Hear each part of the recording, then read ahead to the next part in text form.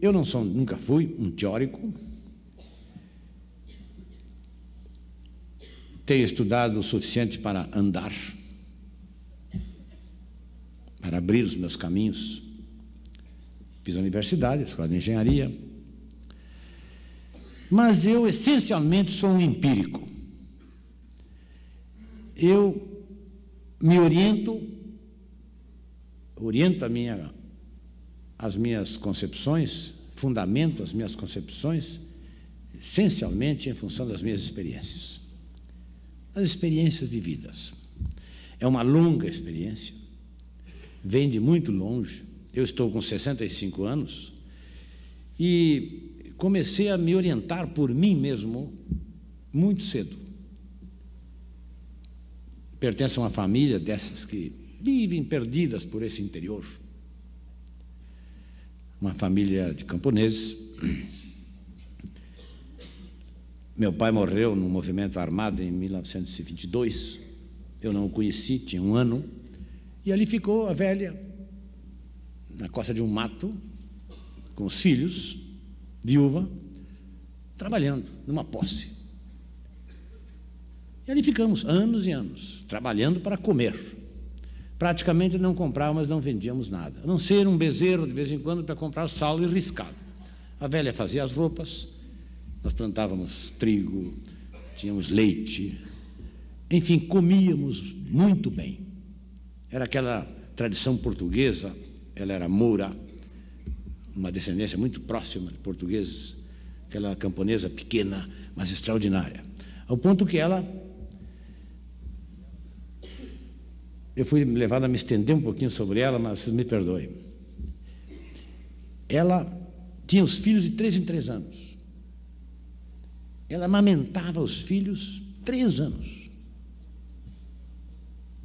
E todos nós fomos razoavelmente bem criados sob o ponto de vista biológico, do ponto de vista físico. Ela alfabetizou todos os filhos. E depois de viúva, de um certo tempo, ainda casou com um vizinho, também viúvo, com mais 6. Então éramos 11. Talvez daí venha a história do grupo de 11. Mas 11. Ela alfabetizou praticamente a todos. Então veio dessas famílias, uma família assim, não pôde estudar, toda essa criançada, e eu era o mais moço, e ela este filho eu quero, porque quero, e fizemos muitas experiências, nada dava certo, até que um dia 2 mascates judeus pousaram lá. Nós já tínhamos nos mudado para uma periferia, de um lugarejo, porque ela havia perdido aquele lugar.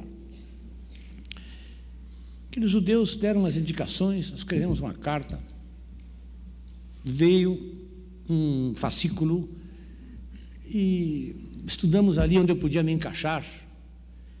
Era uma espécie de um patronato.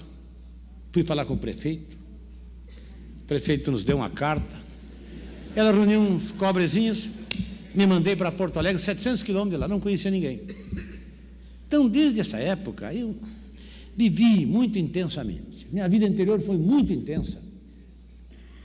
Porque, como eu nasci naquele ambiente de tensões, quer dizer, meu pai era uma legenda para mim, porque eu não o conhecia, ele morreu. E foi uma coisa dramática, porque já havia terminado aquele movimento armado e já haviam assinado o armistício num acordo de uma pacificação em Pedras Altas, do Assis Brasil, que era o chefe daquele movimento, e ele vinha para casa desmobilizado, ele e outros vizinhos, e ali estabeleceram a repressão. Porque os chefes lá se entenderam muito bem, se pacificaram, tiraram fotografia. Agora, os camponeses que entraram naquilo, meu pai era capitão provisório de um chefe que se chamava Leonel Rocha. Excelente, um homem excelente, um camponês também. Então, e ali foram prendendo. Então foi muito dramático aqueles momentos ali, foram realmente muito dramáticos. Eu me criei sob aquela impressão. Isso trabalha a mente de uma criança. Tanto que meu nome era Itagiba. E eu era tão agitado que me botaram o nome de Lionel, por causa do chefe revolucionário, que era chefe do meu pai. Mudaram depois. Então, desde cedo, quando saí, naquela viagem, devia ter uns 13 anos, fui para Porto Alegre, 700 quilômetros dali.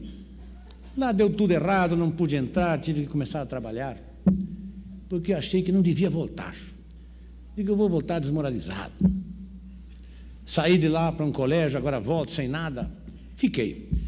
Bom, exerci naquela cidade tudo que tipo de trabalho dos mais modestos. Não vou me estender nisso para não perder depois o principal do que na minha intervenção.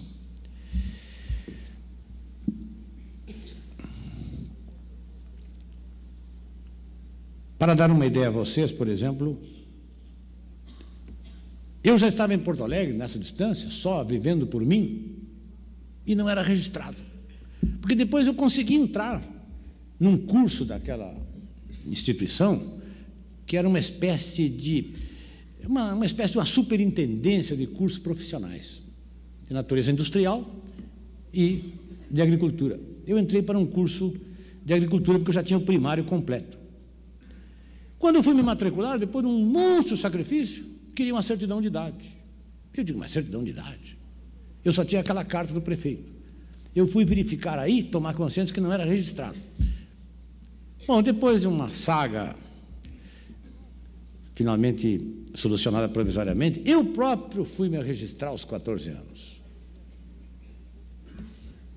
Só para dar uma ideia a vocês, um pouco da procedência de onde a gente vem. Então, isso é uma vida longa de muitas experiências. Eu fui ver, por exemplo, um quarto de banho, que é uma coisa que nós nos acostumamos desde pequenininho, né? Fui ver pela primeira vez um quarto de banho, devia ter 12 anos. E eu fiquei muito admirado que era dentro de casa. Como é que esse pessoal faz as suas necessidades dentro de casa? A minha surpresa. Quando eu puxei a descarga, eu até corri porque achei que ia inundar o banheiro. E assim por diante. Então, vem de longe tudo isto. Quando eu ingressei no movimento político, o fiz por impulso muito livre, muito próprio. Já estava na universidade, trabalhei muito para chegar lá. Quando do movimento da redemocratização em 45, formávamos um grupinho de estudantes que trabalhavam duramente. Era um cabo, era um sargento, era um mecânico da Varig, era, enfim, um carpinteiro. Éramos um grupo de rapazes, 2 ou 3 funcionários, trabalhavam duramente para estudar, para compatibilizar aquela situação. A universidade era aquele mundo um pouco distante de nós, porque, em geral, os estudantes da universidade todos tinham a sua procedência, né? Vestiam melhor e tinham seus estudos custeados, enfim, nós convivíamos como um mundo que era muito fascinante para nós. Universidade conservadora. Nessa época, a universidade estava dividida em 2 grandes contingentes. O Partido Comunista. Circulava aquela literatura cebosa.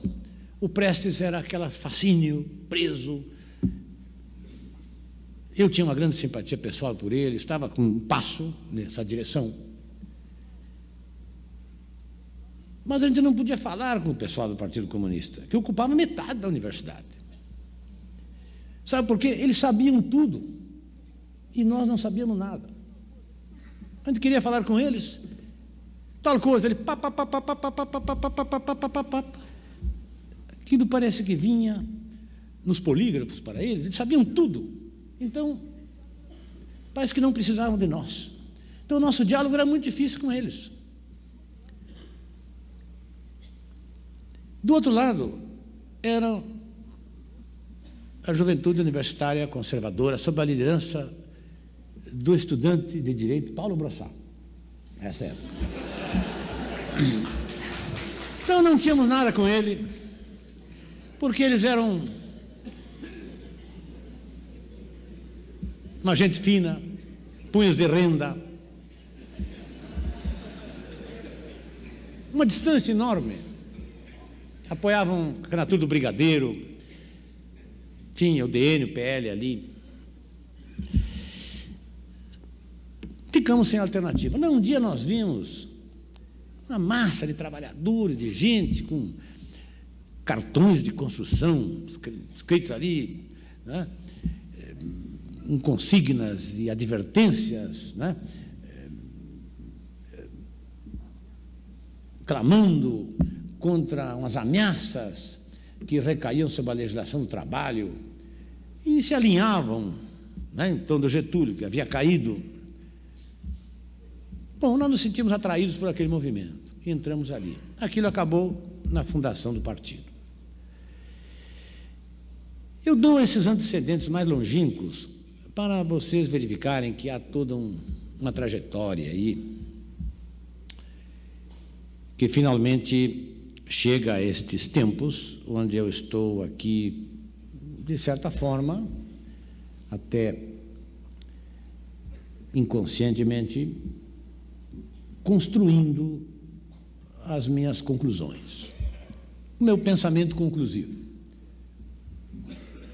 Sou um homem de 65 anos, os Brizola duram bastante. Eles têm as suas raízes aqui em São Paulo. Eu costumo dizer, até para tocar um pouco na curiosidade dos adversários, digo, olha, eles morrem lá pelos 90 anos. Então, mas eu me preparo para empregar os últimos anos de vida ativa que eu possa ter, as minhas energias finais, em benefício do povo brasileiro.